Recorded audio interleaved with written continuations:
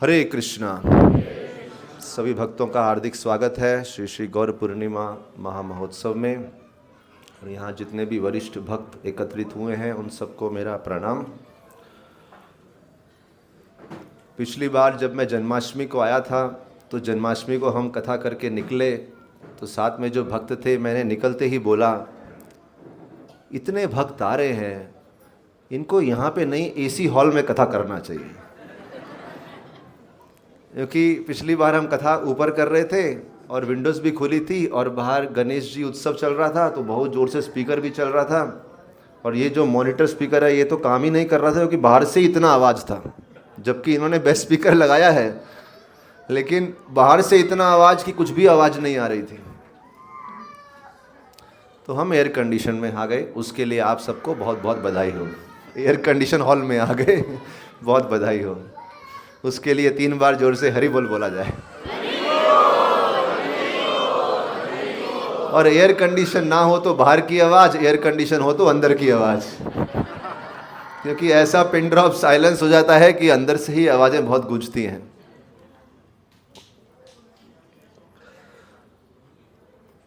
अगर कुछ लोग नए आए हैं तो मैं बताना चाहूँगा, आज हम श्री श्री गौरांग महाप्रभु का आविर्भाव दिवस गौर पूर्णिमा उत्सव मना रहे हैं।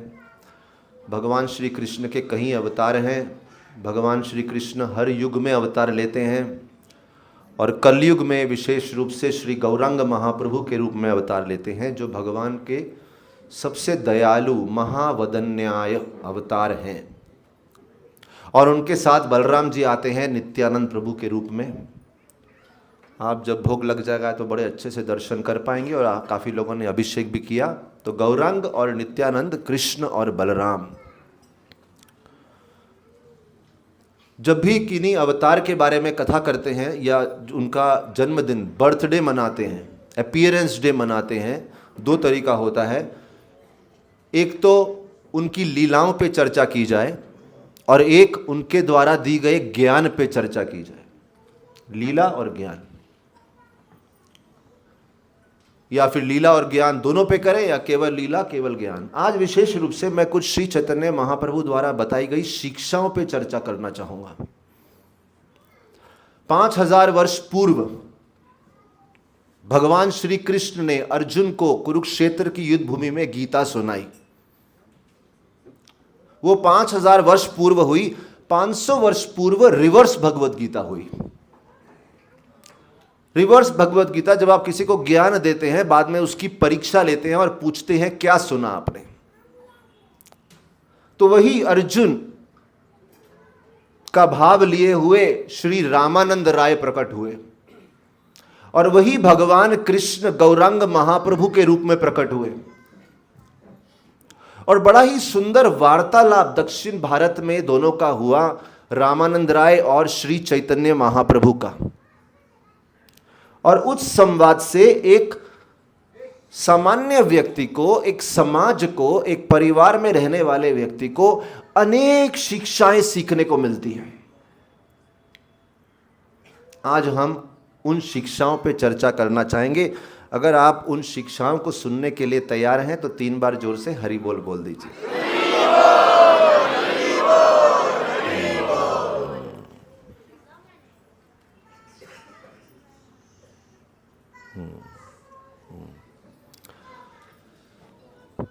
श्री गौरांग महाप्रभु की।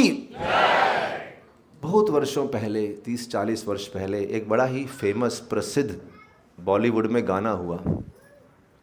आप मेरे साथ गाइए, ठीक है? आचल मैं तुझे, बोलिए, लेके चलूं एक ऐसे गगन के तले,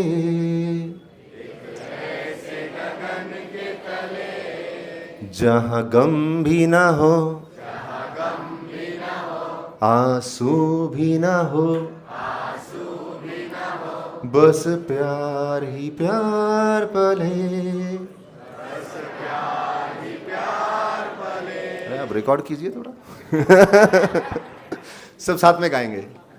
आ चल मैं तुझे लेके चलूं एक ऐसे गगन के तले, हाँ गम भी ना हो, आंसू भी ना हो, बस प्यार ही प्यार पले। वंस मोर, आ चल मैं तुझे लेके चलूं एक ऐसे गगन के तले, जहां गम भी ना हो, आंसू भी ना हो, बस प्यार ही प्यार पले, एक ऐसे गगन के तले। यही घोषणा हुई श्री रामानंद राय और महाप्रभु के बीच में। अभी आप सोचेंगे ये गाने का इससे कनेक्शन क्या हुआ, आइए चर्चा करते हैं।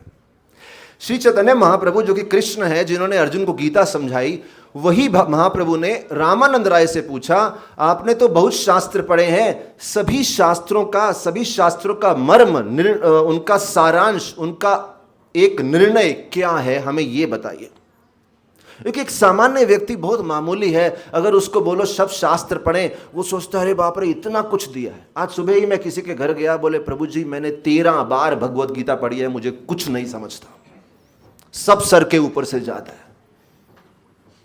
प्रभु जी आप बैठ के समझाइए, कुछ समझाइए। मैं बोला आइए, हमारे मंदिर में इतने कोर्स चल रहे हैं, भक्ति शास्त्री है, बैठ के 6 महीना 8 महीना भगवत गीता समझिए। बोले नहीं प्रभु जी इतना समय नहीं है, बहुत कठिन है। महाप्रभु ने बोला आप कृपया समझाइए सभी शास्त्रों का सार क्या है, मर्म क्या है, निर्णय क्या है। तो रामानंद राय बोले सबसे पहली बात, राय कहे स्वधर्म आचरण असाध्य सार। राय कहे स्वधर्म आचरण असाध्य सार। बोले इस जगत में अगर कोई अपने अपने ड्यूटीज बराबर से करता है, अपने अपने कर्तव्य बराबर से करता है, अपने परिवार में सबके साथ अच्छे से व्यवहार करता है, अपना बिजनेस अच्छे से संभालता है, अपना नौकरी अच्छे से करता है, अपने शरीर का ध्यान रखता है, मन का ध्यान रखता है, रिश्तेदारों का ध्यान रखता है, he deals with everyone with respect, स्वधर्म आचरण असाध्य सार। सभी साधनाओं में ये श्रेष्ठ है। साधना यानी प्रैक्टिस। हम साधना करते हैं, अनेक साधना करते हैं। कोई ओम नमः शिवाय जप करता है, कोई हरे कृष्ण महामंत्र करता है, कोई हनुमान चालीसा बोलता है, कोई दुर्गा चालीसा बोलता है। भारत में इतने सारे तरीके हैं जो शास्त्रों में दिए हैं, लोग सोचते हैं कौन सा अपनाएं। रामानंद राय बोलते हैं स्वधर्म आचरण। आप लोगों ने हमें इनवाइट किया गौर पूर्णिमा उत्सव मनाने के लिए। मैं किसी के घर में गया, 1 महीना हो गया, उनके घर गौरनिताई का अभिषेक था। मुझे याद नहीं उन्होंने क्यों अभिषेक रखा था, कुछ तो कारण था, अभिषेक था। तो मैंने आधा पौना घंटा, अच्छे से 1 घंटा लगभग महाप्रभु की बहुत लीलाएं सुनाई, और मुझे लगा अरे वाह क्या लेक्चर दिया, क्या बात है, क्या कथा करी आपने। इतना लंबा कथा किया महाप्रभु की। 48 वर्ष महाप्रभु जो पृथ्वी पे रहे, वो सारी लीलाएं सारांश में पूरे परिवार को, उनके रिश्तेदारों को सुना दी। नागपड़ा में किसी के घर पे कथा थी, कथा हो गई। जो युवक मुझे बुलाए थे, मुझे बोलते हैं प्रभु जी आपने कथा तो सुना दी, लेकिन जो मुद्दे की बात थी वो की ही नहीं। मैंने बोला मुद्दे की बात? अरे महाप्रभु का जन्मदिन है, महाप्रभु की लीला सुनाई, और कौन से मुद्दे की बात है? प्रभु जी आपको तो मालूम है मेरी पत्नी और मेरी मां में बिल्कुल नहीं बनती। आपको कथा करनी चाहिए थी कि सास बहू का रिश्ता कैसे सुधारा जाए। मैं बोला कर लो बात। मेरा चश्मा भी घबरा गया। कर लो बात। बोले क्या सास बहू के रिश्ते? आप गौर पूर्णिमा मनाने आए हैं या सास बहू पूर्णिमा मनाने आए हैं? तो उन्होंने बोला नहीं प्रभु जी कुछ तो बोलिए, कथा मजा नहीं आया, आप कुछ तो बोलिए, नहीं तो फायदा नहीं, वो सुन के भी कोई फायदा नहीं हुआ। मैं बोला ठीक है एक कथा सुनाता हूँ। मैंने 5 मिनट एक कथा रामायण की सुनाई, एक कथा सुनाई, उसको लगा अरे प्रभु जी यही तो सुनना था, आपने 5 मिनट में वो कथा सुना दी। 1 घंटा जो कमाल नहीं कर पाए 5 मिनट में कर दिया। और बहुत सारी महिलाएं बैठी थी, सब महिलाएं सुन रही थी ऐसा ऐसा। और वो युवक बाद में महिलाओं की तरफ देखता है, सुना क्या प्रभु जी क्या बोल रहे हैं, सुधर जाओ। सो देन आई अंडरस्टूड, बाप रे आप इनको ऊंचा सिद्धांत सिखा रहे हो, लेकिन उनका लेवल तो कहीं और अटका हुआ है। आप उनको बता रहे हैं पीएचडी का लेवल, यहां तो एबीसी नहीं आती है ना, एबीसी में प्रॉब्लम है। एक दो जगह और मैंने लीला की। प्रभु जी बता रहे थे कि गौर निताई 51 गौर निताई, मुझे मालूम है 51 गौर निताई की स्थापना तो की, लेकिन जब ये सब प्रोग्राम शुरू किए मैक्सिमम लोग यही कंप्लेन करते थे, प्रभु जी आप कृष्ण लीला सुनाते हो, अरे आप परिवार की कुछ बातें सुनाया करो, हमारे परिवार में कितनी समस्याएं चल रही हैं, कुछ आप ग्राउंड लेवल बताओ, आप तो आकाश में बातें करते। तो मैं बोला हमने तो हमारे गुरु महाराज से लीला ही सुनी है, और आनंदविंदम तो बोल रहे हैं बस लीला सुनते रहो, नाम जप करो, सब हो जाएगा, लेकिन वहां तो कुछ हो ही नहीं रहा था। बोले आप कुछ ग्राउंड लेवल बात करो। इसलिए रामानंद राय एक्चुअली बोले मैक्सिमम लोगों के लिए शास्त्रों का सार क्या है, अरे अपना अपना ड्यूटीज बराबर से करो, कम से कम अच्छा व्यवहार तो करो। सावित्री सत्यवान बड़ी प्रसिद्ध कथा है। सावित्री को मालूम चला मेरे पति की मृत्यु होने वाली है 1 वर्ष में, विवाह के 1 वर्ष बाद। 1 वर्ष बाद यमराज आए, यमराज लेने के लिए आए सत्यवान की आत्मा को, सावित्री पीछे पीछे, और यमराज से इतनी मीठी वाणी में बात किया, इतनी मीठी वाणी में यमराज इंप्रेस हो गए। यमराज बोले सावित्री कुछ मांग। कितने लोगों ने सावित्री सत्यवान कथा सुनी है, हाथ ऊपर कीजिए, काफी लोग जानते हैं। बोले कुछ तो मांग। उसने बोला मुझे बस यही चाहिए कि मेरे सास ससुर, उनके नेत्रों में दृष्टि नहीं है, उनको दिखता नहीं है, अंधे हैं, और उनका राज्य चला गया है, उनको राज्य वापस दिलवा दो, उनकी दृष्टि वापस दिलवा दो, मैं सुखी हो जाऊंगी। बहुत सुंदर बात है। एक महिला ने सबसे पहले अपने इन लॉज के लिए मांगा। अच्छा, इन लॉज के लिए मांगा, थोड़ी देर बाद यमराज और प्रसन्न हो गए। यमराज ने बोला एक और चीज मांग। बोले मेरे माता पिता वो बहुत दुखी है, मेरा विवाह हो गया, मेरे जाने के बाद विरह में बड़े दुखी हैं, उनको एक संतान, एक पुत्र मिल जाए। यमराज बोले तथास्तु। मतलब सावित्री को मालूम था उनका एग्जैक्ट कर्तव्य क्या है, स्वधर्म क्या है, क्या व्यवहार, थोड़ा सा भी सेल्फिशनेस ना रखते हुए, केवल अपने पति की इच्छा ना रखते हुए, उन्होंने अपने माता पिता के बारे में सोचा, इन लॉज के बारे में सोचा, दोनों का वेलफेयर सोचने के बाद सोचा कि अब मैं अपने बारे में सोचती हूं। जब हम शास्त्र सुनते हैं, रामायण सुनते हैं, देखते हैं लोग अपने अपने स्वधर्म, अपने अपने कर्तव्य में कैसे केंद्रित हैं, फोकस हैं। असाध्य सार। भागवत में कथा आती है, कर्दम ऋषि, उनकी पत्नी ने उनकी खूब सेवा करी, खूब सेवा करी। जैसे मैं एक बार शायद पहले बताया रहेगा एक कथा, एक प्रभु जी मंगल आरती में आते थे हमेशा, तो उनको बोला गया अरे आप आते हैं, आपकी पत्नी नहीं आई आज। बोले नहीं, उसको तो 103 बुखार है। तो बोले अरे आप जाओ, आप क्या कर रहे हैं, वो अकेली है घर पे। अकेली छोड़ो, ये पत्नी मोह माया है। तो जो प्रचारक थे उन्होंने बोला आज जब पत्नी बीमार है और आप उनकी वजह से मंगल आरती नहीं आ पा रहे, आप बोल रहे मोह माया है। जब आपको अच्छा भोजन खाना होता है तो पत्नी की याद आती है, तब मोह माया नहीं है। तो सेवा लेनी है, लेकिन जब कर्तव्य परायण होना है, ड्यूटीज करना है, अपना रिस्पॉन्सिबिलिटी भरना है, तो लगता है कि अरे ये माया है, ये बंधन है। कर्दम ऋषि की पत्नी ने इतनी अच्छी सेवा करी। कर्दम ऋषि ने बाद में पत्नी से पूछा क्या चाहिए। बोले मुझे संतान सुख चाहिए, मुझे कोई रहने को स्थान चाहिए। कर्दम ऋषि ने एक बढ़िया मेंशन बना के दिया, 9 बेटियां दी, 1 बेटा। Kardam Rishi as a husband, Savitri as a wife, किस परफेक्ट तरीके से उन्होंने अपना अपना ड्यूटीज किया, स्वधर्म आचरण। रामानंद राय बोलते हैं सबसे पहली बात चैतन्य महाप्रभु को बोलते हैं असाध्य सार, सभी साधनाओं का सार है अपना अपना ड्यूटीज अच्छे से करो। लोग ये नहीं बोलने चाहिए भक्ति के नाम पे अरे ये तो मीरा बन गई, ये तो प्रहलाद बन गया, घूमता फिर रहा है, उसको कुछ सुध बुध नहीं है घर की। ऐसा नहीं होना चाहिए। असाध्य सार हो गया। अभी आप सोचिए जब सावित्री की पूरी कथा सुनाए, कर्दम ऋषि की सुनाए, सीता राम की सुनाए, माता सीता ने प्रभु रामचंद्र के प्रति, रामचंद्र ने माता सीता के प्रति कैसी पक्की वफादारी दिखाई रिश्ते में, जब वो सुनते हैं तो कभी कभी लोग रोने लगते हैं। काश ऐसे रिश्ते कलयुग में भी होते, काश हमें भी आसपास ऐसे रिश्ते मिलते। मतलब आजकल तो वफादारी का सिस्टम ही नहीं है। पता नहीं मुझे बोलना चाहिए कि नहीं, मैं बोल देता हूँ। मेरे को याद आ गया एक बात, मैं एक जगह पे गया था तो एक फॉरेनर लेडी थी, मुझसे आके पूछती हैं आपके बच्चे हैं, कितने बच्चे हैं आपके। तो मेरे मुंह से निकल गया सॉरी। अभी उनको क्या मालूम कि ये कपड़ा पहने शादी नहीं की। तो वो बोले, मैंने बोला sorry I am not married, मेरी शादी नहीं हुई। तो वो गुस्सा हो गई, बोले शादी का बच्चों से क्या लेना देना।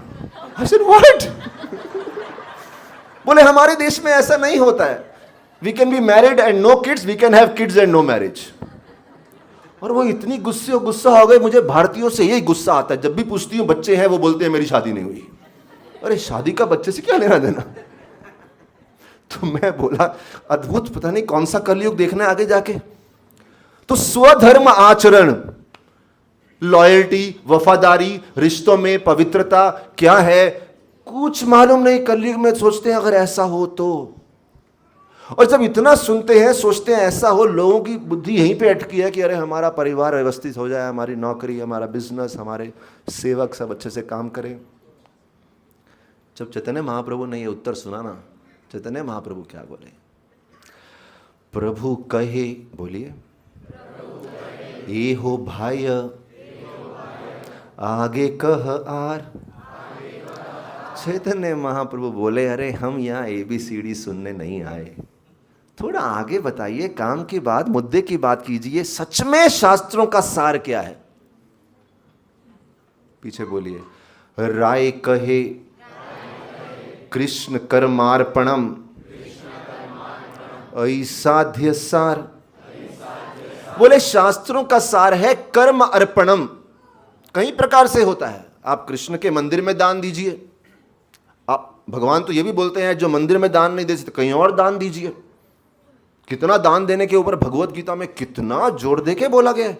अपने फल को तन मन धन से कहीं ना कहीं अपने कर्मों के फल को सेवा में लगाइए, तभी तो आपके स्वामित्व की भावना, जो स्वामित्व, I am the master, I am the controller, वो जाएगी जब आप निस्वार्थ सेवा भाव से कुछ तो फल अर्पण करेंगे। नहीं तो आप कंट्रोलर बन के, इंजॉयर बन के अनेक प्रकार की बुरी आदतों में फंसते जाएंगे।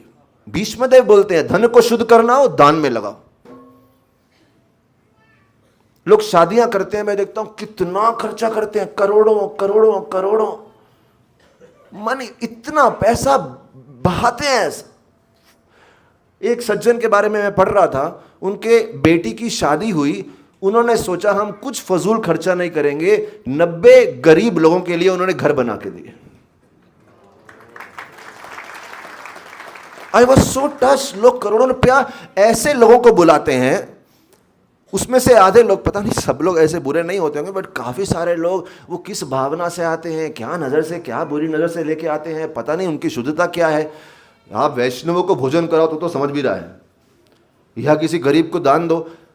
कर्म अर्पणम, बोले दान करो, सेवा करो, देखो कहाँ पे ज़रूरत है, देखो कहाँ दे सकते हो, जहाँ पे आपका, कहीं तो परोपकार करो, कहीं तो कुछ लाभ करो। कर्म अर्पणम। अभी आपने जैसे तालियां बजाई ना, मैंने बोला 90 लोगों को घर बना के दिया, आपने तालियां बजाई, बजाई कि नहीं बजाई? मैंने तो सुनी बजाई। 90 लोग को घर बना के दिया। इमेजिन कोई इतना बड़ा डोनेशन दे और सामने बैठा हुआ व्यक्ति बोले हाँ दिस इज सुपरफिशियल।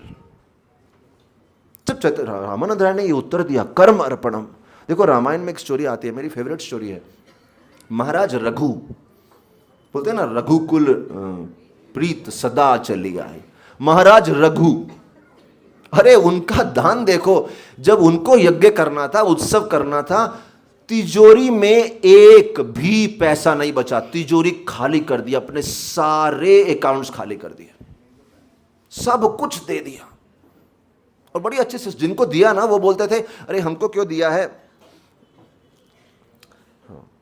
बोले आप इतना दान दे रहे हो, अरे आप ही रखो, जब हमें चाहिए होगा ले लेंगे। रघु महाराज बोले नहीं नहीं आप रखो, जब मुझे चाहिए होगा आप ब्राह्मणों से ले लूंगा। दोनों इतने विरक्त थे, देने वाले राजा और लेने वाले ब्राह्मण।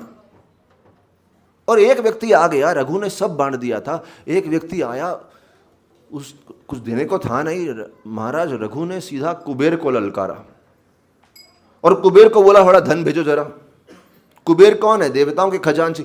उन्होंने धन भेजा और जितना धन उस व्यक्ति को चाहिए था उतना ही धन लिया, और उतना धन लेने के बाद बोले ये धन तू ले जा, बस और मत भेजना। हम सोचेंगे ना बारिश हो रही है तो और थोड़ा एक्स्ट्रा भेज दो, हमारी तो तिजोरी खाली हो गई है। कर्म अर्पणम, दो। अगर कर्म से इतना कमा रहे हो तो दो, बांटो। सेवा जिसकी बुद्धि है बुद्धि से बांटो। तन मन धन किस प्रकार से सेवा कर सकते हैं? कर्मार्पणम। बड़े अच्छे से बोले, राय कहे कर्मार्पणम असाध्य सार प्रभु कहे एहो भाई, आगे कह आर। बोले क्या आप ABCD बात कर रहे हैं? कम ऑन, गो हेड, कुछ अच्छा बोलो, कुछ मुद्दे की बात करो। हम यहाँ ये सुनने बैठे हैं। आप सोचिए, मैं यहाँ पे आया हूँ, चरनी रोड, ग्रैंट रोड साइड से आया हूँ, आपने लेक्चर के लिए बुलाया है, मैं लेक्चर शुरू करूँ। Okay, A for Arjun, B for Balram, C for Chaitanya, D for Damodar, E for एक चक्र, F for Falguni, G for G for Gauranga. अरे गौर पूर्णिमा मना रहे हैं, इतना तो मालूम होना चाहिए। G फॉर, थोड़ा जोर से बोल दो, मजा नहीं आया, जोर से बोल दो। H for H for Hari बोल, H फॉर हनुमान। इमेजिन 1 घंटा मैं ABCD पे लेक्चर दूं, आप सीधा आनंद वृंदावन प्रभु को बोलेंगे, प्रभु जी आपको मालूम नहीं किसको बुलाना चाहिए लेक्चर के लिए? किसी को भी बुला लिया, ABCD सिखा के चला गया ये व्यक्ति।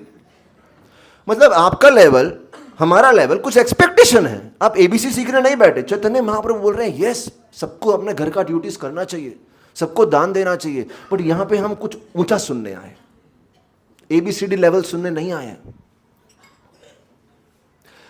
राय कहे स्वधर्म त्याग, असाध्य सार। अब ध्यान से सुनिए, कथा आगे चल के बहुत अच्छा देखिए, लेवल्स देखिए अलग अलग ज्ञान का। राय कहे स्वधर्म त्याग, असाध्य सार। रामानंद राय बोले स्वधर्म त्याग, ये तीसरी चीज है। पहला था स्वधर्म आचरण, दूसरा था कर्म अर्पण, तीसरा था स्वधर्म त्याग। त्याग मतलब वैराग्य। कुछ लोगों में वैराग्य बहुत परिपक्व बचपन से होता है। हमारे एक ज्योतिष विद्या जानने वाले बता रहे थे, कुछ लोगों की पूरे 80 साल का अगर जीवन है, जीवन में शुक्र दशा नहीं होती है। ऐसा मेरे को तो ज्ञान नहीं है, जो सुना वो बता रहा हूँ, यहाँ पे कोई ज्योतिष जानने वाले भी होंगे। और बोले जिनकी शुक्र दशा नहीं होती है वो पिछले जन्म में हो गई, इस जन्म में नहीं आएगी, और शुक्र दशा ही नहीं आएगी तो विवाह ही नहीं होगा उसका, और बचपन से ही वैराग्य भाव रहेगा।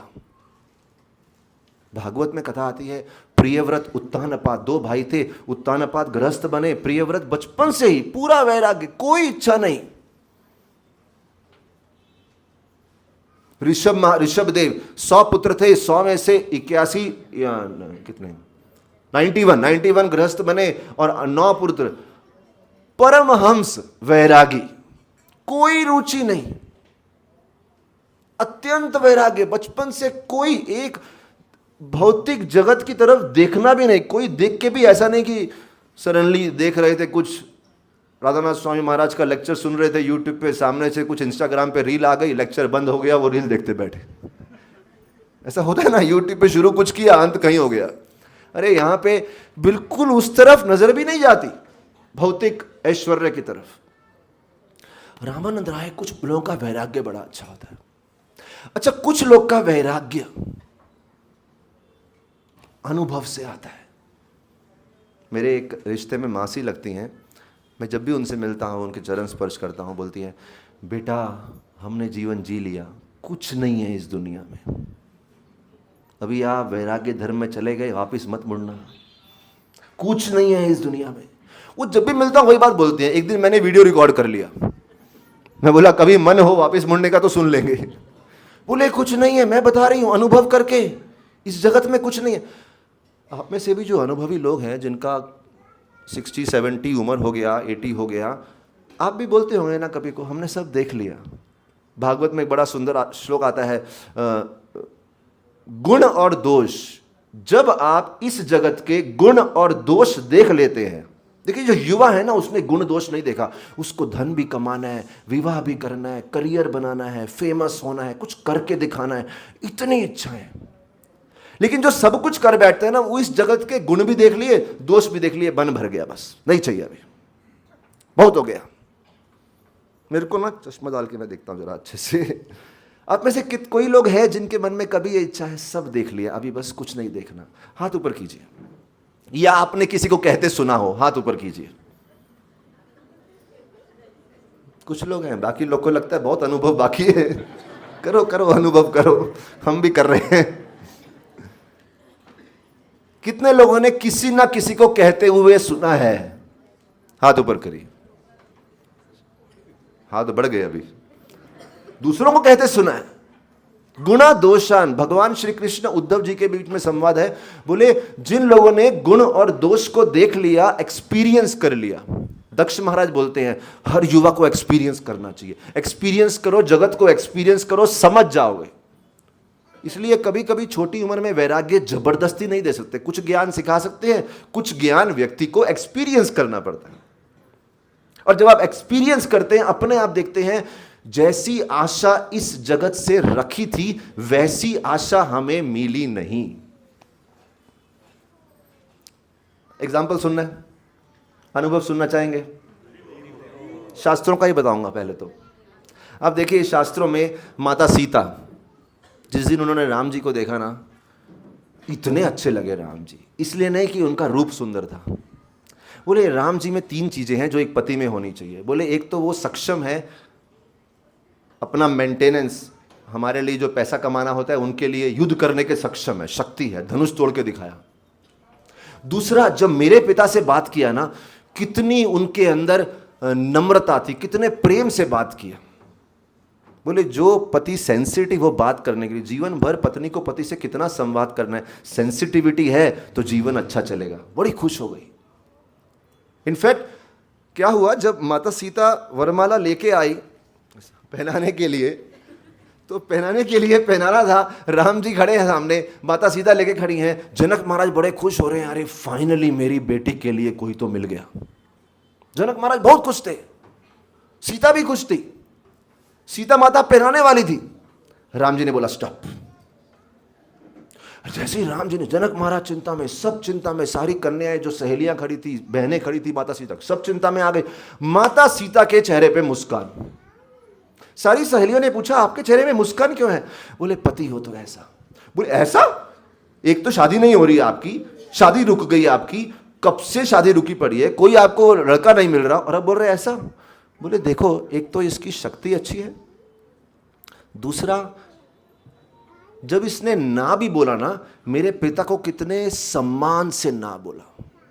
देखिए, बच्चे माता पिता को ना बोले प्रॉब्लम नहीं है, लेकिन बोलने का भी एक तरीका होना चाहिए। आजकल कुछ लोग अगर ट्रेनिंग लेते हैं, ट्रेनिंग होता है असर्टिवनेस स्किल, मतलब बोलो, इनको असर्टिवनेस स्किल सिखाओ।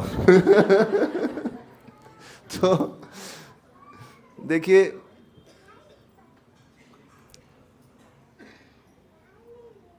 हम कहाँ पे थे हम? हाँ, लेकिन असर्टिवनेस क्यों बोल रहे थे हम?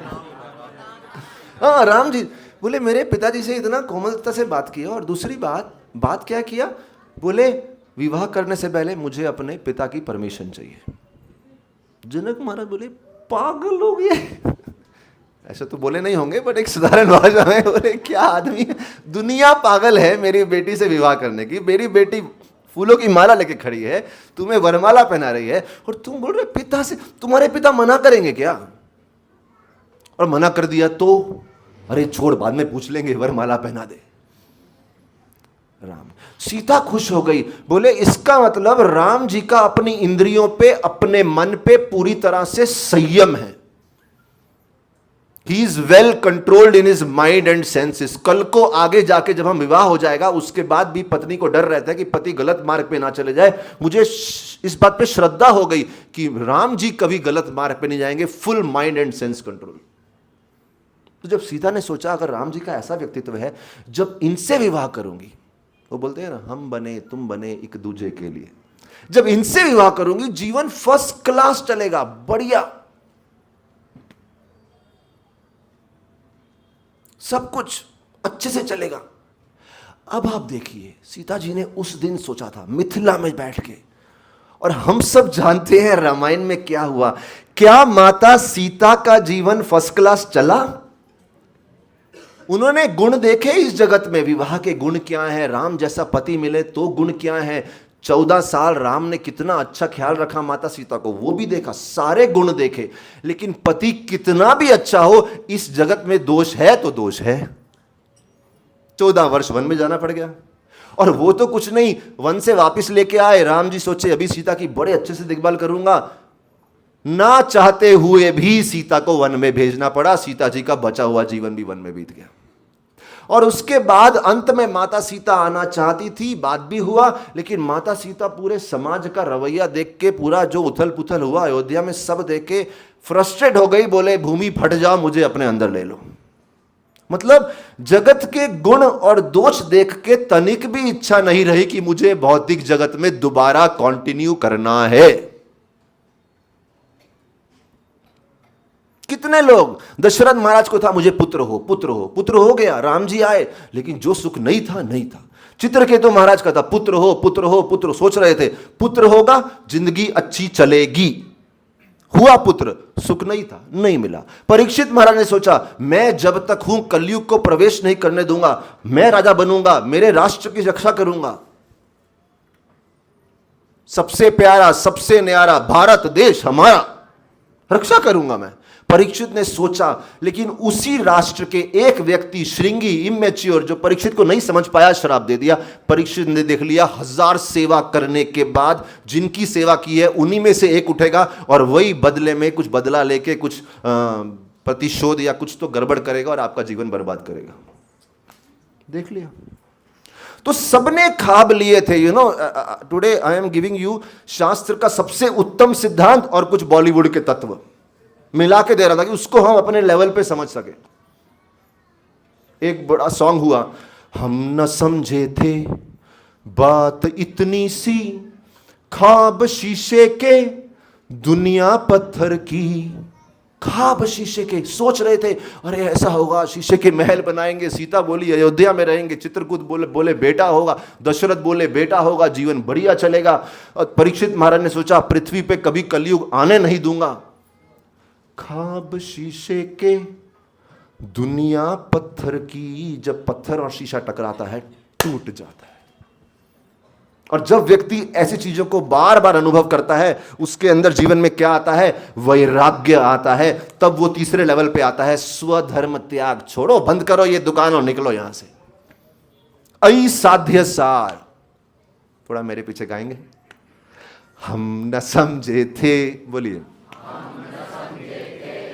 बात इतनी सी, ख्वाब शीशे के दुनिया पत्थर की।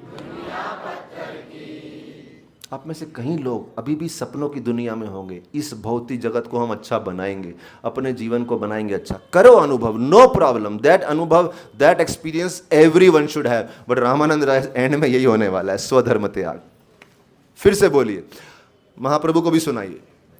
हम न समझे थे बात इतनी सी, ख्वाब शीशे के दुनिया पत्थर की। हम न समझे थे बात इतनी सी, ख्वाब शीशे के दुनिया पत्थर की। दुनिया पत्थर की। हम वफा करके भी तन्हा रह गए। माता सीता इतनी वफादारी दिखाई, क्या कुछ नहीं किया राम के लिए। रावण ने बोला तेरे पति ने तुझे क्या दिया, वनवास दिया, मैं तुझे महल देता हूं। सीता ने बोला नो, राम मीन्स राम, तेरा पूरा महल एक घास के तिनके के समान है। I damn care, forget it, go to hell, नरक में जाओ। माता सीता इतनी वफादारी राम के प्रति दिखाई, तो 14 साल के बाद राम को जिम्मेदारी लेनी चाहिए थी ना कि सीता को महल में रखें, लेकिन चाहते हुए भी नहीं कर पाए। तो मतलब हम वफा करके भी, अरे आपने वफा, अगर कोई उर्दू नहीं समझता है, वफा मतलब लॉयल्टी दिखाया, वफादारी दिखाई, तनहा रह गए, मिला क्या, अकेले रह गए हम।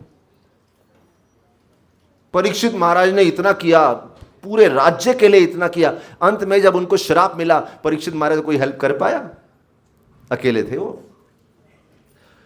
तो अगर कोई छोटी उम्र में इस रियलाइजेशन पे आ जाए कि इस दुनिया में कोई नहीं है, बड़ा वैराग्य। कभी कभी लोग हमारे लेक्चर के पहले बोलते, जैसे प्रभु जी बोल रहे थे, अरे नायर से MBBS किया। मैं सोचता हूँ मैंने क्या किया, कुछ नहीं किया। कुछ लोग बोलते थे, अरे इनके पिताजी डॉक्टर थे, इनकी माताजी डॉक्टर थे, इनके दादाजी डॉक्टर थे, सब छोड़ के आ गए। उस दिन मैं जीवी में था। पहली बात तो जरूरी नहीं कि एक ब्रह्मचारी या सन्यासी का वैराग्य, आप में से कहीं सारे गृहस्थ कहीं प्रकार से भक्ति कर रहे हैं और इतना वैराग्य दिखा रहे हैं। मैं भक्ति वेदांत हॉस्पिटल में गया, कहीं डॉक्टर्स हैं, ऊंची ऊंची पदवी प्राप्त कर सकते थे, लेकिन प्रभुपाद की सेवा में एक बहुत ही मॉडेस्ट जीवन जी रहे हैं। वैराग्य है। तालियां हो जाए उनके लिए, कोई कुछ। यस, मैं जीवी में गया, गोवर्धन इको विलेज में। हमारे एक डॉक्टर हैं जो KEM से MBBS किए, MD किए। अरे बाप, उनको मैं सुबह 3 बजे मैं गौशाला में गया जप करने के लिए। गौशाला में, अगर आप लोग कोई इको विलेज गए हो तो गौशाला के पास एक बड़ा मचान बना है। मैं उसके ऊपर बैठ के एकांत में जप कर रहा था। वो सामने से वो भक्त आ गए, वो गमछा पहने हुए और वो गोबर उठा रहे थे। मैं बोला KEM से कोई MD किया। अगर आपको मालूम हो, KEM हॉस्पिटल एक बहुत टॉप हॉस्पिटल्स में आया है हमेशा एजुकेशन में, और वहां से ग्रेजुएशन के बाद पोस्ट ग्रेजुएशन करके सब छोड़ के, महाप्रभु का क्या जादू हुआ पता नहीं, वहां पे गौशाला में बैठ के गोबर उठा रहे हैं। मैं बोला क्या हुआ इनको? मेरे को आश्चर्य, जब करते करते मैं उनको देख रहा हूं, ये चल क्या रहा है। तो ऐसा ऐसा लोगों ने वैराग्य दिखाया है। और जब कोई इतना वैराग्य दिखाता है, दुनिया, हम भी कभी ट्रेन में जाते हैं ना, मैं कभी दिल्ली जा रहा हूं, कहीं जा रहा हूं, या कहीं ट्रेन में, फ्लाइट में, बाजू वाला जरूर पूछता है आप कहां से हैं, क्या करते हैं। और जब मैं बोलता हूं डॉक्टर करके आप ऐसा हो गया। और एक सज्जन, एक मारवाड़ी सज्जन, उन्होंने अपने बेटे को पता नहीं कितने लाख दे के डॉक्टरी कराई। मैंने तो कुछ एंट्रेंस एग्जाम पास किया और हो गई डॉक्टरी, कुछ लाखों रुपए देना नहीं पड़ा। उन्होंने इतना पैसा देके पेड से दिलवाया, तो उनको लगा सबका ऐसे ही होता है। वो मुझे बोले, तेरे बाप ने इतना खर्चा किया और तू साधु बन गया। ऐसे ही बोल रहे थे वो, तो शर्म नहीं आई तेरे को? तो लोग सोचते हैं वैराग्य मतलब बड़ी बात है। एक्चुअली बड़ी बात है वैराग्य। हम सब जो कर रहे हैं महाप्रभु की इच्छा से कर रहे हैं। लेकिन जब रामानंद राय ने बोला स्वधर्म त्याग, ऐसी मैच्योरिटी आना बड़ी बात है। प्रभु कहे ए हो भाई, बोलो मेरे पीछे, प्रभु कहे ए हो भाई, प्रभु कहे ए हो भाई, आगे कह आर। क्या रामानंद राय आप KG नर्सरी की बातें कर रहे हैं? थोड़ा आगे चलो। सुनना चाहेंगे क्या बोला आगे? राय कहे ज्ञान मिश्र भक्ति ऐसा ध्यसार। रामानंद राय बड़े खुश बोले। मतलब देखो, आपको कुछ पढ़ाना हो और एक उस लेवल का व्यक्ति मिल जाए, एक अलग आनंद आता है। अगर आप उत्तम बताना चाहते हैं और सामने वो लेवल के लोग ही नहीं हैं, तो बड़ा डिससेटिस्फेक्शन सा रहता है। हमारे कुछ प्रचारक हैं जो कहीं जगह प्रचार करते हैं और सिखाते हैं इस जगत को अच्छा कैसे बनाया जाए, थोड़ा मोटिवेशन कैसे प्राप्त किया जाए, और करने के बाद थोड़े दुखी रहते हैं। बोले एक्चुअली हमें कहीं कृष्ण के बारे में सुनाना है। ये सब क्या सिखा रहे हैं हम लोग? बेसिक ABCDEFGH क्या चल रहा है? तो जब रामानंद राय ने बोला ज्ञान मिश्र भक्ति, भक्ति का नाम तो आया। सिर्फ त्याग, सिर्फ वैराग्य से फायदा क्या, जब तक भक्ति ना हो। प्रभुपाद जी बोलते हैं आपकी सारी उपलब्धियां एक शून्य के समान है, जब तक उसके आगे एक नहीं लगाएंगे कोई फायदा नहीं। और वो एक क्या है? कृष्ण सेवा, कृष्ण नाम, कृष्ण भक्ति। भजो कृष्ण, बोलो कृष्ण,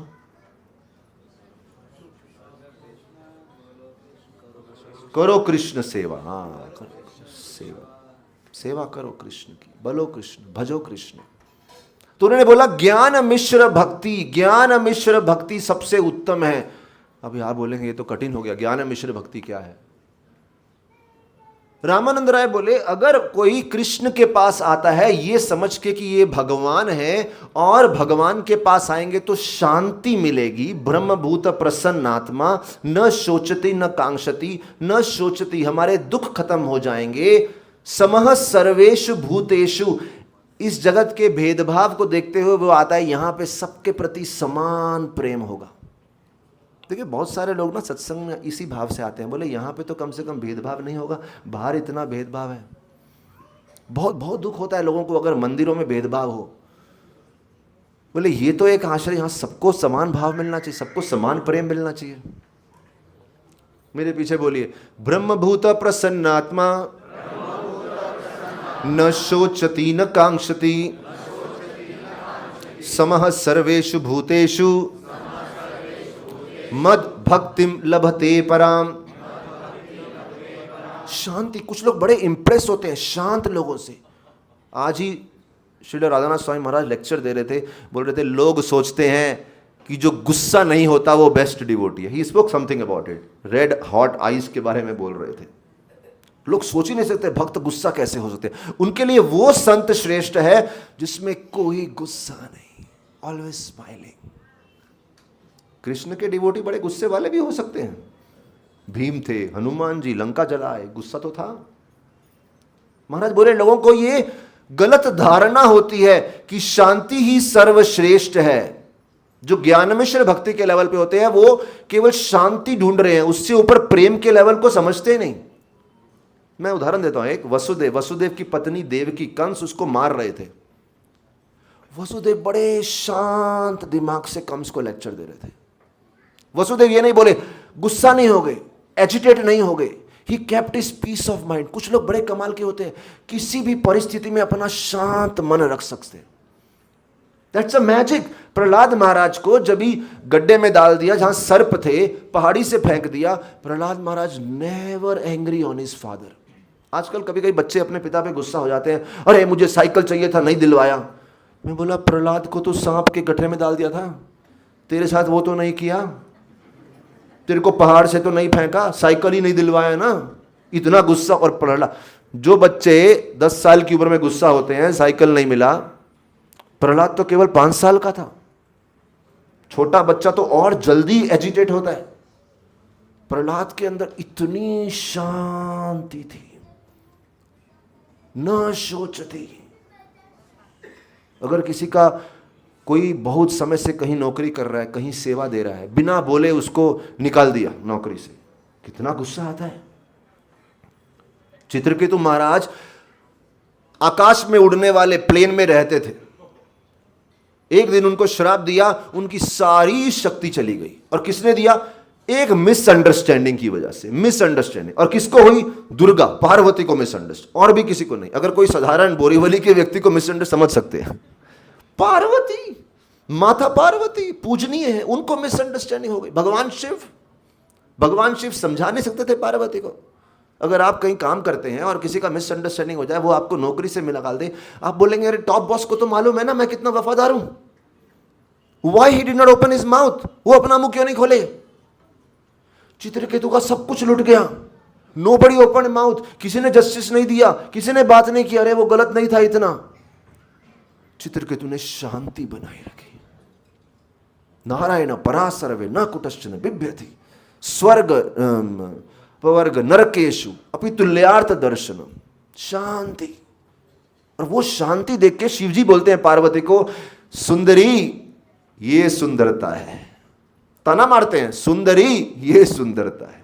आप सोचती हैं आप सुंदर हैं, सुंदर ये भक्त है, इतनी बड़ी विकट परिस्थिति में भी शांत रह सकता है। आप में से कितने लोग कभी किसी को बड़ी कठिन परिस्थिति में बिल्कुल शांत देखते हैं? आपको कभी आश्चर्य हुआ हो इतना शांत कैसे? रेज योर हैंड्स, हाथ ऊपर कीजिए। मैं कभी कभी ऐसे व्यक्ति को देखता हूं ना, मेरे को सिर्फ आश्चर्य नहीं होता, कभी कभी ईर्ष्या भी होती है। क्या गुण है ना। आप में से कितने लोग कोई बड़ी विकट परिस्थिति हो जाए, शांत रहना मुश्किल होता है? इसके लिए हाथ ऊपर कीजिए। I am raising hand.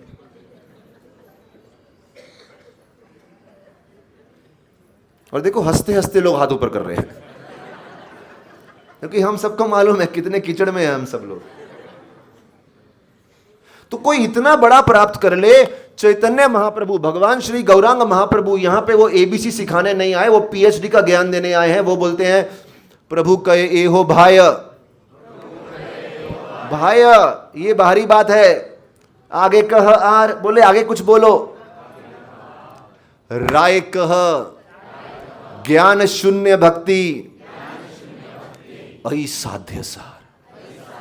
और जैसे ही राय बोले ज्ञान शून्य भक्ति, प्रभु कहे ए हो है, प्रभु कहे हे हो है असाध्य सार। बोले यही है। प्रभु बोले अब आपने काम की बात करी, अभी आपने मुद्दे का, अभी आप पॉइंट पे आए, अभी तो आप ऊपर ऊपर जा रहे थे, अभी आप समुद्र की गहराई में गए, गहराई में गोते लगा के बढ़िया बढ़िया पॉइंट, फर्स्ट क्लास उत्तम स्थान पे आए हैं। ज्ञान शून्य भक्ति क्या है? ज्ञान शून्य भक्ति ऐसी क्या चीज है जिसको सुन के महाप्रभु खुश हो गए? आप सुनना चाहेंगे तो 3 बार जोर से हरि बोल हो जाए।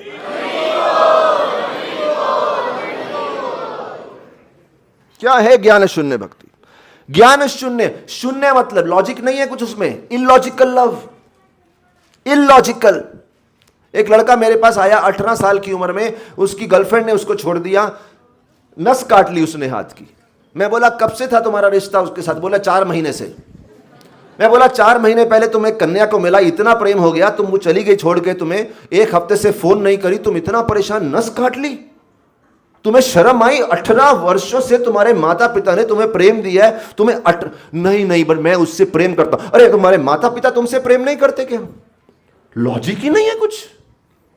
एक दूसरा लड़का आया, उसकी गर्लफ्रेंड ने उसको छोड़ दिया, वो उसका बर्थडे आया, 24 घंटा जो जहां जिस हॉस्टल में वो लड़की रहती थी, ये तो हमारे कॉलेज की बात है, जिस हॉस्टल में रहती थी उसके सामने धरना दिया, जब तक वो नहीं आएगी मैं केक नहीं काटूंगा। हाथ में केक लेके बैठा हुआ है 24 घंटा। Crazy, extreme crazy. मुझे आज तक वो दृश्य याद है, भूलता नहीं है। 97 का दृश्य है, मैं कॉलेज में ही था, बहुत समझाया, अरे मूर्ख चल हम तुम्हारे लिए केक काटते हैं। नहीं, वो आएगी तभी केक काटेंगे। मूर्ख प्राणी, और हम सब मूर्ख हैं, कहीं ना कहीं मूर्खता किए हैं। Illogical love. भगवान बोलते हैं अगर ऐसा ही प्रेम इस दुनिया से करना है, ऐसा प्रेम करना है तो मुझसे करो। और जब ये बात आती है, चैतन्य महाप्रभु बोलते हैं ये पीएचडी की बात है। इस जगत के लोग बोलेंगे अरे पारिवारिक रिश्ते मजबूत करो और धन अच्छे से कमाओ और देश के प्रति जिम्मेदारी पूरी करो, ऑल गुड। दान दो, ऑल गुड। वैराग्य दिखाओ, मन शांत करो, ऑल गुड। बट जब तक कृष्ण के साथ बेइंतहा बेपनाह मोहब्बत नहीं हुई, आपका जीवन बेकार है। And that is what Ramanand Rai is telling. And Mahaprabhu इतने खुश होते हैं, बोले मैं ये देने आया हूं, आज चल मैं तुझे लेके चलूं एक ऐसे गगन के तले, जहां गम भी ना हो आंसू भी ना हो, बस प्यार ही प्यार पले। अब आप कुछ किस्से सुनिए, बेइंतहा मोहब्बत भगवान के साथ जब होती है। अगर सुनना चाहेंगे तो 3 बार फिर से हरि बोल हो जाए।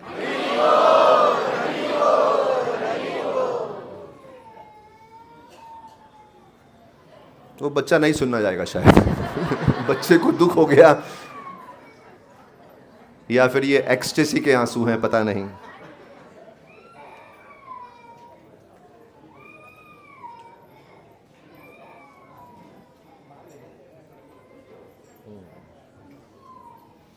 बोले प्रेम भक्ति। प्रेम भक्ति क्या है?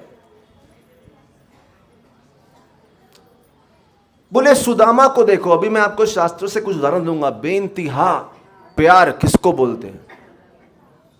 बोले वो क्या होता है, सुदामा भगवान कृष्ण के पास गए, उनकी पत्नी ने बोला जाओ कुछ धन मांग के आओ, कुछ सहायता मांग के आओ, हम इतने गरीब हैं, शरीर सूख गया है, बच्चों के पास कुछ नहीं है खाने को, इतने पीड़ित हैं, प्लीज डू समथिंग। सुदामा गए, कृष्ण को देखा, इतने मोहित हो गए, कृष्ण को देखते जा रहे हैं, देखते जा रहे हैं, देखते जा रहे हैं। कृष्ण बोल रहे हैं कुछ मांगो, कुछ तो बोलो। कृष्ण मिल गए, क्या मांगू? पूरी रात पूरा दिन कुछ नहीं मांग पाए। वहां से निकले, वापस जा रहे थे, सोचा मैं बड़ा खुश हो गया, कृष्ण से मिला, वापस जाऊंगा पोरबंदर।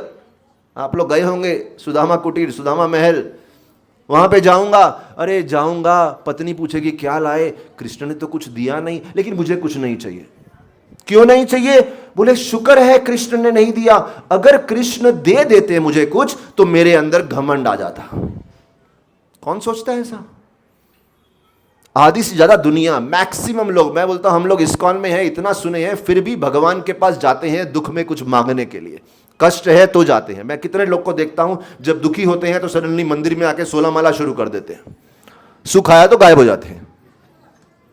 सुदामा बोल रहे हैं अच्छा हुआ भगवान ने नहीं दिया, अगर भगवान दे देते तो मुझे घमंड हो जाता। My Krishna is so great, he cares for me so much, कितना मेरा ध्यान रखते हैं, मुझे नहीं दिया। लॉजिक है कुछ इसमें? उधर पत्नी भूखी है, बच्चे भूखे हैं, खुद भूखा है, शरीर रहने को जगह नहीं है, और उनको मालूम नहीं है कृष्ण देते हैं, कृष्ण ने महल बनाया, लेकिन सुदामा को तो मालूम नहीं था। He was madly in love with Krishna. और अगर मेरे अंदर अहंकार आ गए, घमंड आ गया, तो कृष्ण से रिश्ता छूट जाएगा, कृष्ण से रिश्ता टूट जाएगा।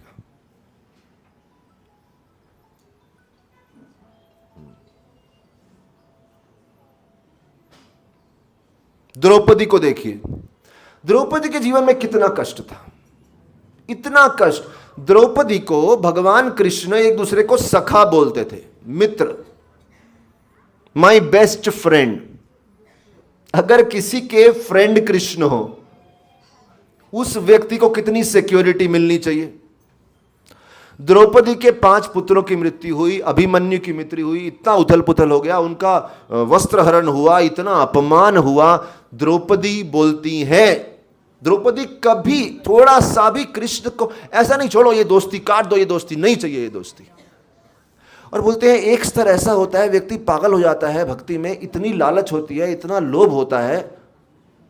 तत्र मूल्यम अपि लौल्यम एकक केवलम।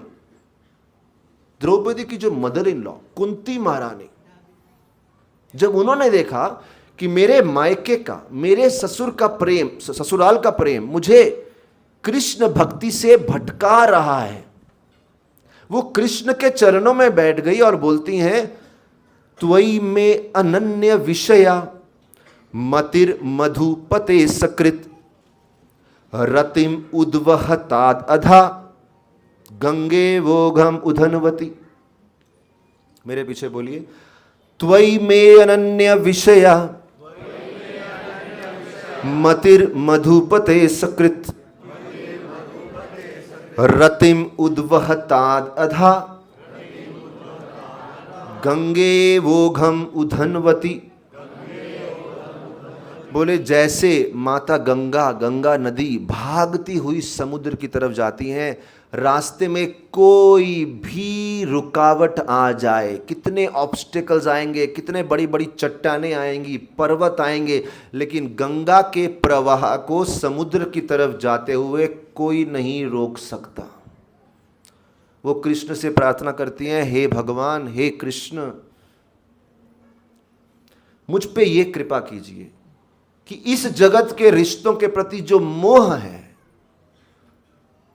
युधिष्ठिर महाराज बोलते हैं, युधिष्ठिर महाराज का तो मोह क्या था, मैं पालक हूं, मैं रक्षक हूं, मेरे बिना पूरा कुरु वंश कैसे चलेगा। एक समय भीष्म बोलते हैं, नारद मुनि बोलते हैं, बस करो ये सब पदवी, हो गई बहुत, कि आप रक्षक हैं, आप पालक हैं, ये भी एक पदवी है। बोले बस करो, देखो इनकी तरफ, ये कृष्ण सामने खड़े हैं, पूरा ध्यान इनकी तरफ लगाना है, भूल जाओ कि आप पालक हैं। धृतराष्ट्र चले गए, उनकी रक्षा दैव करेगा, आप क्यों चिंता करते हैं।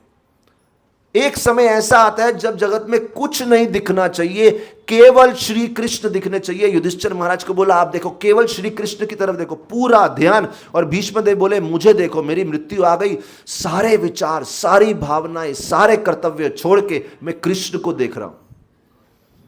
बस सब करके देख लिया, बड़ी बड़ी भूमिकाएं निभा ली, बड़ी बड़ी पदवियां देख ली, सब कुछ देख लिया, लेकिन जो कृष्ण की अहेतु की भक्ति करने में आनंद है, वो आनंद कहीं और नहीं है, किसी पदवी में नहीं है, किसी भूमिका में नहीं है, किसी में कोई डेजिग्नेशन में नहीं है, कुछ नहीं है। युधिष्ठिर महाराज को पूरा फोकस किया, फोकस। कुंती बोली फोकस, त्वयि में अनन्य विषया, अनन्य, और कुछ नहीं दिखना चाहिए, अन्य नहीं दिखना चाहिए, कृष्ण दिखने चाहिए। बट प्लीज रिमेंबर, ये सब पहले के सारे लेवल अच्छे से किए हैं इन्होंने। कुंती महारानी, इलॉजिकल, और कुछ नहीं दिख रहा, अनन्य भक्ति। हनुमान जी, आगे जाके रामानंद राय बोलते हैं, राहे कहे दास्य प्रेम अहि साध्य सार। हनुमान जी को देखो, एक दिन माता सीता को मांग में सिंदूर लगाते देख लिया। सीता से पूछते हैं लाल रंग क्या है? माता सीता बोली ये लगाने से राम जी बड़े खुश होते हैं। हनुमान जी का पागलपन देखो, हम में से कोई ऐसा पागलपन नहीं दर्शा सकता। अगर कोई बोल दे भगवान को ये करने से खुशी होती है, हम 10 बार सोचेंगे, लेकिन समाज क्या सोचेगा? एक तिलक लगाने के लिए कभी कभी लोग घबराते हैं, किसी को बोलो तिलक लगाओ भगवान खुश होंगे। अरे नहीं, मेरे पड़ोसी क्या सोचेंगे, मेरे गांव वाले क्या सोचेंगे? कितनी शर्म आती है। माला, अरे किसी को जप माला, हाथ में जप माला लेके घूमना हो, कुछ लोग को उसमें शर्म आती है। अगर सड़क पे कीर्तन में नाचना हो, अरे सड़क पे नाचना है, बाप रे बाप, हाउ इज इट पॉसिबल?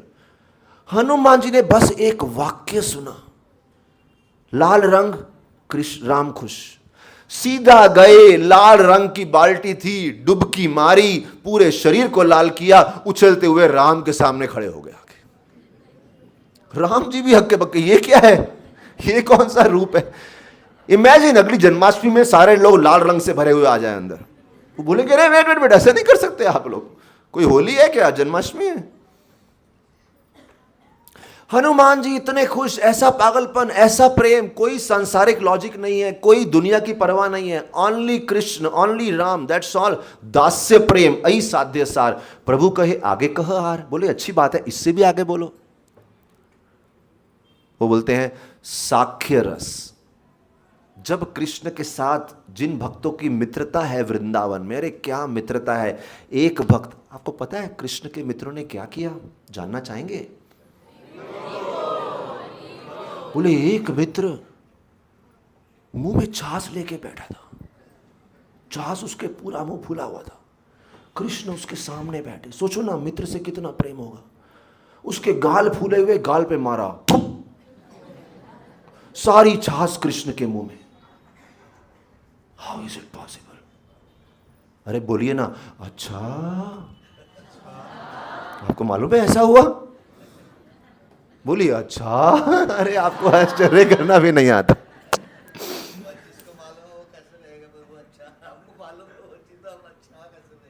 क्योंकि हम लोग को मालूम है, मुझे मालूम है, आप सबको मालूम है, लेकिन मालूम होने के बाद भी नहीं मालूम है, क्योंकि हम उसका प्रभाव नहीं सोच रहे कि एक मित्र कृष्ण, मतलब यहाँ पे सोचो, आज यहाँ के जो ऑर्गेनाइजर्स हैं वो रूल बनाए कि सबको जूस मिलेगा, पहले एक पिएगा, फिर उसको ऐसे मारेंगे, फिर दूसरा पिएगा।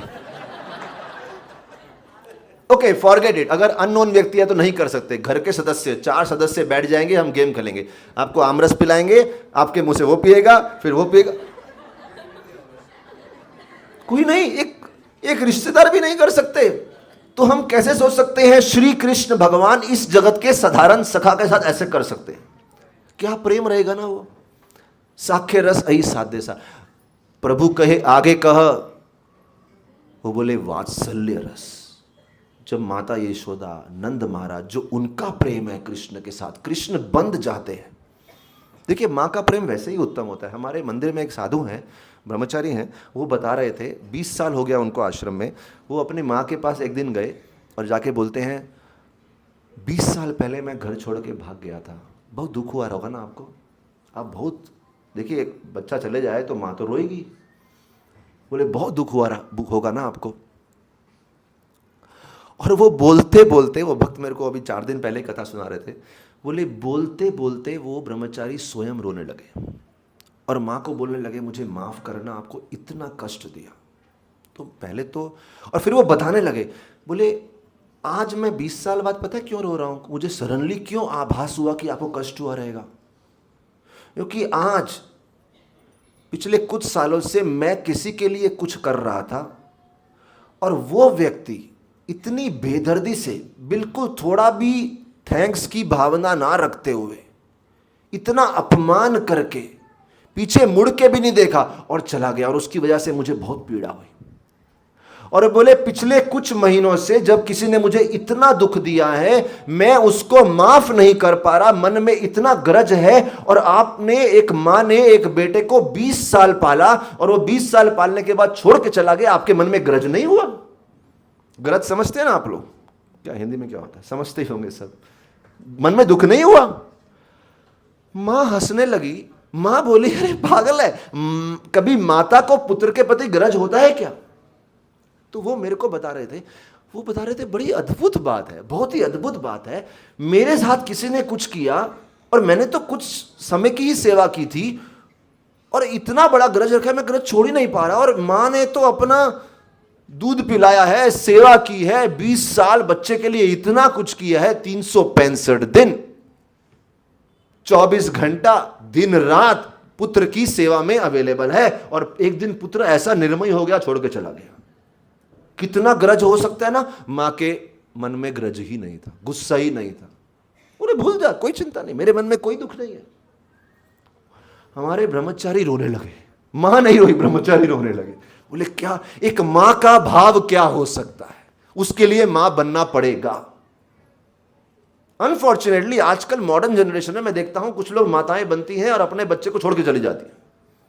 Very sad situation now days, but actually traditionally मां का प्रेम को इतना तुलना की गई। और इसीलिए जब वात्सल्य प्रेम की बात आई, जब कृष्ण के प्रति एक माता प्रेम दिखाती है, कृष्ण भी स्वयं उस मां के प्रेम से बंध जाते हैं, जिसको पूरे के पूरे योगी ज्ञानी कहीं हजारों वर्षों से तपस्या करके नहीं बांध पाए। माता यशोदा थोड़ी सी रस्सी लेती है और कृष्ण को बांध लेती है। बोले वात्सल्य प्रेम अई साध्य सार। महाप्रभु बोले आपने ना बहुत सारी बातें बताई हैं, एक पॉइंट रह गया है, वो भी बोल ही दो। इतना आगे तो आप आ गए, आप वहां ABC से शुरू किए थे, आपने किधर पहली कक्षा, दूसरी कक्षा, चौथी कक्षा, पांचवी कक्षा, सब करते करते सब बता दिया। एक और जो भक्ति का चरम स्तर है, अल्टीमेट प्लेटफॉर्म, वो बताओ। राय बड़ा संकोच करते हुए बोले क्यों? क्योंकि एक उत्तम चीज के बारे में बोलते हुए एक योग्यता भी होनी चाहिए। राय कहे कांत प्रेम अहि साध्य सार, प्रभु कहे अहि है। कांत प्रेम क्या है? सिंपल भाषा में कंजुगल लव, दाम्पत्य प्रेम।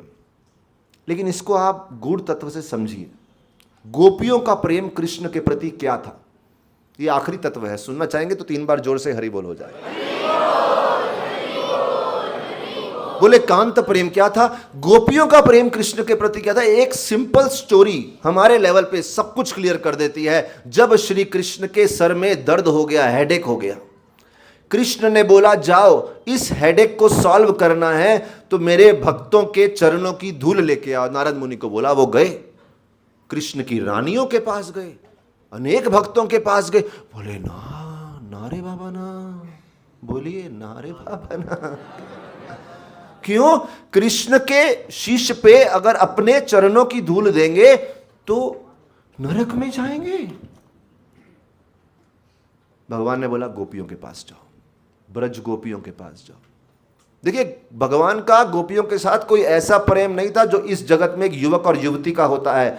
गोपियों की भक्ति का भाव दर्शा रहे हैं इस लीला से। गोपियों के पास गए, वो अपने चरण लिए और खुरेद के अच्छे से माटी निकालने लगे, रज निकालने लगे। बोले ले जाओ, और चाहिए और ले जाओ, और चाहिए। नारद मुनि बोले अरे आप नरक में जाएंगे? बोले नरक? अरे हम तो शाश्वत काल तक नरक में जाने को तैयार हैं, अगर ये करने से हमारे श्री कृष्ण को संतुष्टि मिलती है, सुख मिलता है। ये है श्री कृष्ण की रासलीला। इतना प्रेम, इतना प्रेम, इतना प्रेम। एकमात्र जीवन का लक्ष्य है श्री कृष्ण के प्रति प्रेम उत्पन्न करो, बाकी सब चीजें अपने आप व्यवस्थित हो जाती है। और भगवान की जो रासलीला है ना, गोलोकेर प्रेम धन, वो इस जगत में कैसे आया मालूम है? हरि नाम संकीर्तन। गोपियों ने बोला हमें नरक में जाना है, कृष्ण को संतुष्टि देना है। वही कृष्ण का प्रेम, वही गोपियों का प्रेम जब हरि नाम संकीर्तन के रूप में आया, हरिदास ठाकुर बोलते हैं आप मुझे कितना भी मारो, कितना भी पीटो, एक एक बाजार में, फिनिक्स मॉल ले जाओ, इन्फिनिटी मॉल ले जाओ, क्रॉफर्ड मार्केट ले जाओ, कोई बाजार में ले जाओ, 22 बाजार ले जाओ, 45 बाजार ले जाओ, 50 बाजार ले जाओ, मारते जाओ मारते जाओ मारते जाओ, मेरे शरीर के टुकड़े टुकड़े भी कर दो। मुझे मालूम है श्री कृष्ण को अगर प्रेम देना है उसका एक तरीका है, हरे कृष्ण महामंत्र का जोर से उच्चारण करो। और अगर हरे कृष्ण महामंत्र उच्चारण के लिए कितनी भी पीड़ा सहन करनी पड़े करेंगे। बोलो हरे कृष्णा।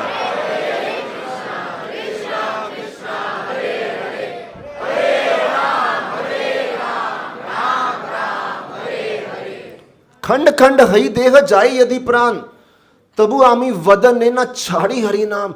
मैं बोलता हूं लोग इस्कॉन में आने के बाद भी कभी कभी इतने भटके रहते हैं, हरे कृष्णा महामंत्र छोड़ के 1000 जगह सोचते हैं अरे ये सेवा करें, इसका करें, ये करें। कुछ लोग अभी ब्राह्मण दीक्षा ले रहे थे, कुछ लोग का नहीं हुआ, इतने मायूस बैठे थे, हमें गायत्री नहीं मिला। मैं बोला आपको दीक्षा मिले ना मिले, ब्राह्मण दीक्षा मिले ना मिले, अरे आपको हरे कृष्ण महामंत्र मिल गया और क्या चाहिए आपको जीवन में? क्यों दुखी बैठे हो आप लोग? उनको मालूम ही नहीं उनका हीरा क्या है। हीरा हरे कृष्ण महामंत्र एक ऐसा हीरा है, आपके पास हो जाए कुछ नहीं चाहिए। हरिदास ठाकुर बोलते हैं खंड खंड हई देह, शरीर के टुकड़े टुकड़े हो जाएं। जैसे गोपियां बोलती हैं नरक में जाना पड़े, तबु आमी वदने ना छाड़ी हरि नाम, मेरे मुख से हरि नाम नहीं रुकने वाला। एंड देन जो लोग उनको मार रहे थे, you know people were beating him, बुरी तरह से मार रहे थे, पूरा शरीर लाल पीला हो गया था। हरिदास ठाकुर उस समय भगवान को बोलते हैं हे भगवान, देखिए चेहरे पे मुस्कान है। मैंने बोला ना आज चल मैं तुझे, देखिए मेरा शुरुआत का अंत से कनेक्शन था कुछ। आज चल मैं तुझे लेके चलूं एक ऐसे गगन के तले जहां गम भी ना हो। हरिदास ठाकुर को 22 बाजारों में मारा, गम नहीं था। क्यों मारा? आंसू भी ना हो। आंसू नहीं थे अपने लिए, तो आंसू नहीं थे, आंसू थे किसके लिए थे? ये लोग जो मुझे मार रहे हैं, इनको कितनी, इनके ऊपर कितना पाप लगेगा। भगवान से प्रार्थना कर रहे थे इनको माफ कर दो, they do not know what they are doing. इतना प्रेम कहां से आया? इतना प्रेम कहां से आया हृदय में? इसलिए मैंने बोला जहां प्यार ही प्यार पले एक ऐसे गगन के तले। Gaurang Mahaprabhu, Nityanand Prabhu, what is that? खोड़ा Nitai, how does it start? बोड़ो सुखेर खबर गाय, बोड़ो सुखेर खबर गाय। चैतन्य महाप्रभु सुख की खबर ये है, उन्होंने हर क्षेत्र में, गांव गांव में, शहर शहर में, गली गली में नाम हट खोला है, बाजार, मार्केट ऑफ होली नेम। जो समझदार व्यक्ति है वो जीवन में एकमात्र प्राथमिकता बनाएगा, प्रायोरिटी बनाएगा। देखिए हम सब में दोष है, बहुत दोष है, अंतिम समय तक दोष रहेंगे। हम सब कुछ दोष लेके पैदा हुए हैं, लेकिन दोषों के बावजूद भी हरे कृष्ण महामंत्र को जीवन में प्राथमिकता रखेंगे, प्रायोरिटी रखेंगे। That person is called as really intelligent. वो व्यक्ति समझा है what is the essence of all शास्त्रास। सभी शास्त्रों का सार क्या है? अई साध्य सार। और इसी को बड़ी सरलता से श्रील प्रभुपाद पूरे विश्व में, मैं कल मैं विले पार्ले गया था जन्म इसी गौर पूर्णिमा उत्सव के लिए, और मैं रास्ते में सोच रहा था प्रभुपाद ने क्या दिया है ना, इतने उत्सव दिए हैं। साल में कितने उत्सव होते हैं? गौर पूर्णिमा, अभी रामनवमी, अगले हफ्ते रामनवमी है, हाँ? थोड़ा बाद जन्माष्टमी आ जाएगा, फिर जो राधाष्टमी आ जाएगा, फिर उसके बाद गौर पूर्णिमा, नित्यानंद ऋषि, और बीच में बहुत सारे, वामन द्वादशी, वरहा, बीच में आचार्यों का अपीयरेंस, प्रभुपाद अपीयरेंस, भक्ति सिद्धांत, और कितने पार्टीज होते हैं हमारे जीवन में। किसी का जन्मदिन हुआ तो फीस्ट करो, खाओ पियो मौज करो, खाते रहो, नाचते रहो, कीर्तन करते रहो। मैं सोच रहा था, हम लोग आ रहे थे, वर्ली से आ रहे थे, रास्ते में कोई पार्टी हो रहा था, मैं देख रहा था ये लोग पार्टी में हैं, क्या करेंगे ये लोग? शराब पियेंगे, इतना सब लोग आएंगे, सज धज के आएंगे, सब एक दूसरे को देखेंगे, यार तेरे पास इतना ऐश्वर्य है, मेरे पास नहीं। कंपटीशन रहेगा, एनवी रहेगा, द्वेष रहेगा, जलन रहेगी, कहीं ना कहीं एक दूसरे को ऊपर उठ के नीचे खींचने की रहेगी। बोले हमारे क्या है, 1 घंटा बैठ के ऐसा फिलॉसफी डिस्कस करते हैं, हमारे माइंड के सारे नेगेटिव थॉट चले जाते हैं, एक अलग पॉजिटिविटी आ जाती है। कीर्तन देखते हैं, भगवान का दर्शन करते हैं, अभिषेक देखते हैं, सुंदरता, मन खुश हो जाता है, और उसके बाद जाके प्रसाद खाते हैं। क्या दिया है श्रील प्रभुपाद ने, मतलब पूरी दुनिया में ऐसी क्रांति मचा दी,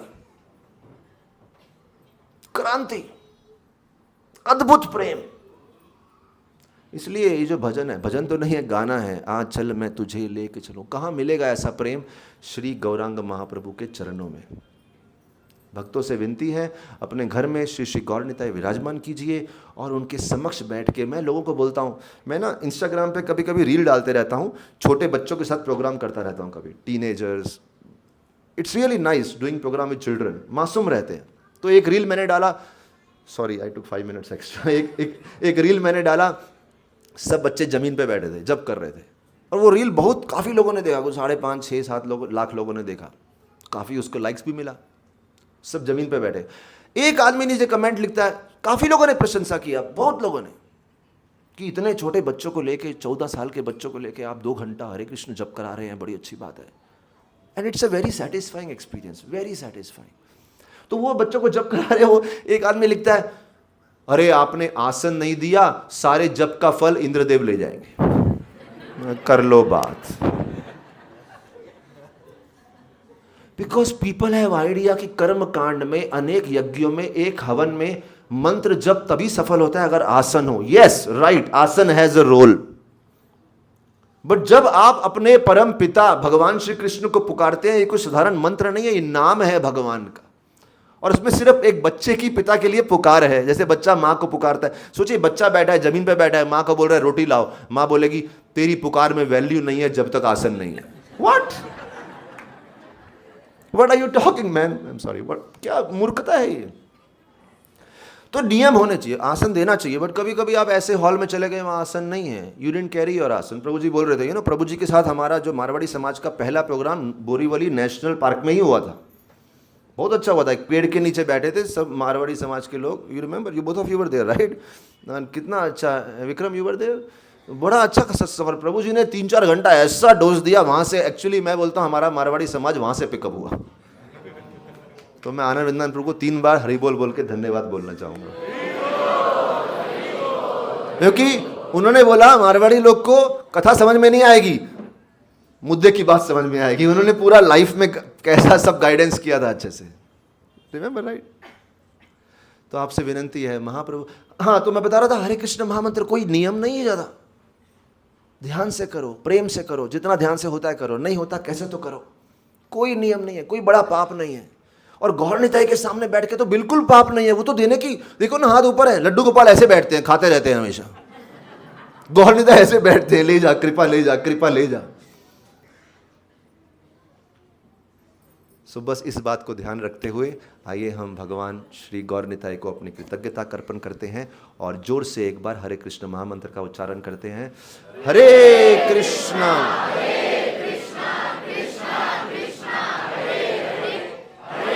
राम हरे राम राम राम। श्री गौरांग महाप्रभु की, श्री नित्यानंद प्रभु की, श्रीला प्रभुपाद की, सभी एकत्रित भक्तों की हरि बोल।